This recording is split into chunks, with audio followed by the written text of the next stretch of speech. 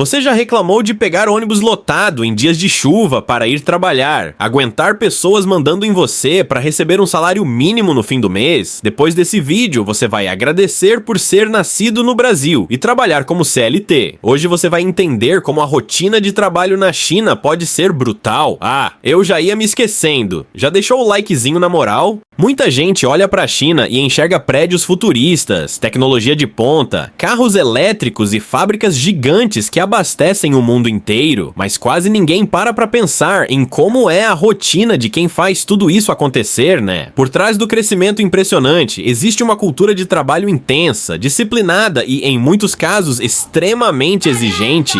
Durante anos ficou famoso o modelo chamado 996, que significa trabalhar das 9 da manhã às 9 da noite, 6 dias por semana. São 72 horas semanais. Nem todas as empresas seguem isso hoje, mas essa prática se tornou símbolo de um período em que produtividade era prioridade absoluta. Em muitos setores industriais e tecnológicos, jornadas longas ainda são comuns, principalmente quando há metas agressivas e prazos apertados. A rotina de muita gente começa cedo, às vezes antes das 6 da manhã. Transporte lotado, deslocamentos longos, chegada ao trabalho, produção contínua, pausa rápida para refeição e mais horas de trabalho até o anoitecer. Quando a pessoa chega em casa, já está exausta. O tempo livre durante a semana é mínimo. E quando falamos de salário, é aqui que muita gente começa a comparar com a própria realidade, principalmente se fizermos uma comparação com o salário mínimo no Brasil. A média salarial mensal urbana na China gira em torno de 6.000 a 10.000 yuans por mês, dependendo da cidade e do setor. Para facilitar a comparação, vamos usar um valor médio de 8.000 yuans mensais. Considerando uma conversão aproximada, isso pode variar entre 5.500 e 6.000 reais por mês, dependendo do câmbio.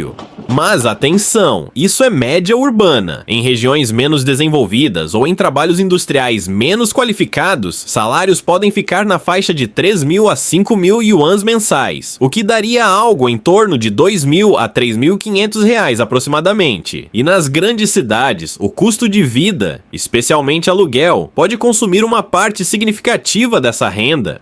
Outro ponto que chama muita atenção é a intensidade do trabalho físico. Em diversas indústrias, mulheres trabalham tão duro quanto homens, operando máquinas, carregando materiais, atuando em linhas de montagem pesadas e até em setores industriais que no Brasil ainda são majoritariamente ocupados por homens. Na China, a participação feminina na indústria é alta e a divisão de tarefas costuma estar mais ligada à necessidade da produção do que a uma separação tradicional de funções. Quando comparamos com o Brasil, a diferença aparece principalmente na estrutura de direitos trabalhistas. No Brasil, o trabalhador com carteira assinada tem férias remuneradas, 13º salário, limite legal de jornada, adicional de horas extras e outros benefícios garantidos por lei. Isso cria uma rede de proteção formal mais padronizada. Na China, existem leis trabalhistas e regras sobre contratos e jornada, mas a aplicação pode variar dependendo da empresa e da região. Em grandes empresas e multinacionais, as condições costumam ser mais estruturadas. Já em setores industriais tradicionais, o ritmo pode ser mais pesado e as jornadas mais extensas.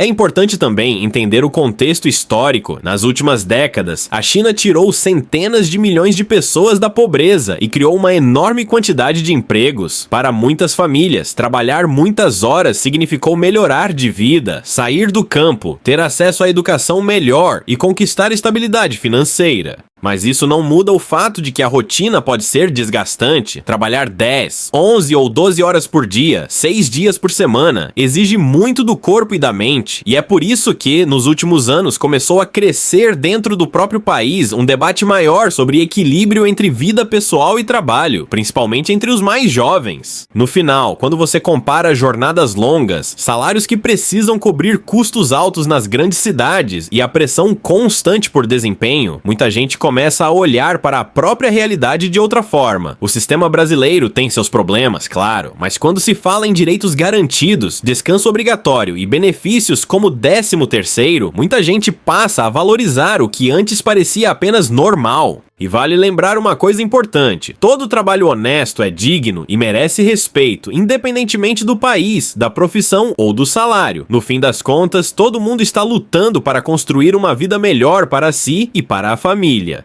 Agora eu quero saber de você. Você acha que vale a pena ganhar um pouco mais, mas trabalhar 10 ou 12 horas por dia, quase sem tempo para viver? Ou prefere ganhar menos, mas ter mais tempo para descansar e aproveitar a vida? Escreve aqui nos comentários, vamos gostar muito de saber da sua opinião.